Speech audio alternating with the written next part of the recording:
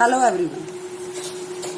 आज का हमारा टॉपिक है जर्नल में नेक्स्ट गुड्स और कैश गिवन एज चैरिटी और as free sample means advertisement. As goods given और cash given as a charity. Cash can be given as a charity, goods can be given as a charity, but samples are to be given in the form of goods, not in the form of cash. So, goods or cash given as a charity, then charity and free samples are the expense of the business. Then what will be the journal entry? जैसा कि हम जानते हैं कि expenses का balance debit होता है, तो charity account debit. Let's suppose आपने फ्री सैंपल भी दिए, advertisement account debit. 2, if you are giving cash then cash account credit हो जाएगा, and if you are giving goods then purchases account credit हो जाएगा टू रिड्यूस द स्टॉक. तो it means अगर दोनों आप दे रहे हैं तो दोनों को क्रेडिट कर दो. Let's suppose charity is 2000, advertisement is 5000. तो charity you are giving in cash and free samples means advertisement you are giving in the form of goods, then the entry will be charity advertisement to cash and to purchases. जैसे कि हम follow up problem करेंगे.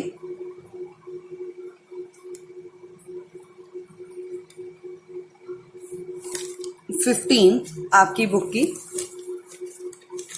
First है blanket produced in factory donated for flood relief 25,000. Blankets factory में produce हुए, वो donate कर दिए. तो what will be the journal entry? Donation is your expense, so journal entry is donation account debit to purchases. Shawl distributed as free sample, तो free sample को हम advertisement लिखते हैं, तो advertisement account debit to purchases. Then April 16 goods donated to charitable society, तो यहाँ पे फिर डोनेशन आ गई है, तो donation account debited to purchases because goods are going to be donated. Then April 20 goods and cash withdrawal by proprietor for personal use 5,000 and 3,000 respectively. ये हम पहले भी कर चुके हैं. गुड्स और कैश विड्रॉ किए गए प्रोप्राइटर के through for personal use. Now the personal use treated as drawings, so यहाँ पे आप चैरिटी एडवर्टीजमेंट नहीं लिखोगे, तो the entry will be drawings account debited. How much amount? 5 plus 3, 8,000. Drawings account debit 8,000. 2 purchases. Goods कितने की withdraw कर रहे हो? 5,000 की. तो 2 purchases 5,000 and cash you are withdrawing 3,000. So 2 cash 3,000.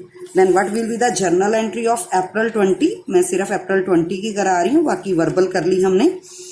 That is drawings account debit total 8, 2 purchases 5 and जो cash withdraw किया उसने that is rupees 3,000. तो in this way you can pass the journal entries. Now student, next our topic for the journal entry is goods lost in accident and fire.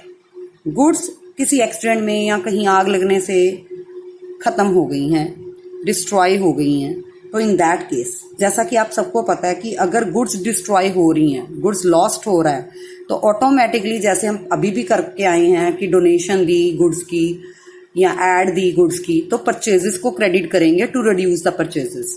तो यहाँ भी purchases को credit किया जाएगा.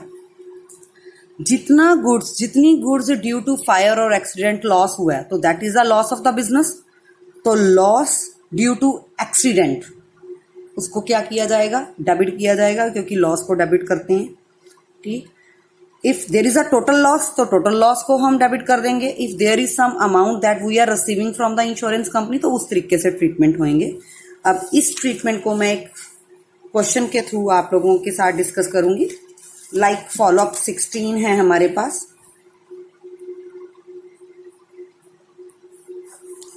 उसकी फर्स्ट है Feb 1 की journal entry, goods destroyed by fire. तो गुड्स डिस्ट्रॉय होगी फायर के थ्रू, तो कुछ भी नहीं लिखा आपको, तो सारा का सारा लॉस है. Then what will be the journal entry? Loss by fire account debit loss by fire account debit to purchases, that is 35,000। Next है फेब 4। द एंट्री इज, जैसे कि आप देख सकते हैं, goods destroy by rain 30,000, insurance company admitted the claim 24,000। Admitted means insurance company मान गई कि वो 24,000 दे देगी, तो जब तक वो पे नहीं करती तब तक insurance company is our debtor. तो डेटर का बैलेंस डेबिट हो रहा है, हमारे डेटर इंक्रीज हो रहे हैं, तो हम इंश्योरेंस कंपनी को डेबिट करेंगे। इंश्योरेंस कंपनी डेबिट, कितनी अमाउंट के लिए एडमिट किया उसने?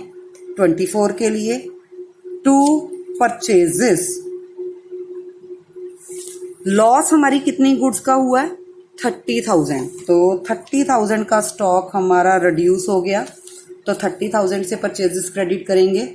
30,000 में से 24,000 इंश्योरेंस कंपनी इज एडमिटिंग, तो that's why 6,000 is our actual loss, loss by rain. तो लॉस बाय रेन अकाउंट को हम डेबिट कर देंगे with what amount? With 6,000 amount. तो नेक्स्ट चलते हैं, नेक्स्ट है अपना फेब 7। फेब 7 स्टूडेंट्स, फेब 7 में है goods destroy by accident 14,000, transport company admitted the full claim. अब हम वर्बली डिस्कस कर लेते हैं। ट्रांसपोर्ट कंपनी ने फुल क्लेम, पूरा पैसा दे दिया, तो देयर इज नो लॉस, तो the entry will be insure transport company account debit to purchases 14,000। Feb 8 goods destroy in transit 50,000, insurance company paid the claim. Goods destroy जरूर हुई 50,000 की, लेकिन इंश्योरेंस कंपनी ने सारा पैसा दे दिया, एडमिटेड नहीं है, पेड है।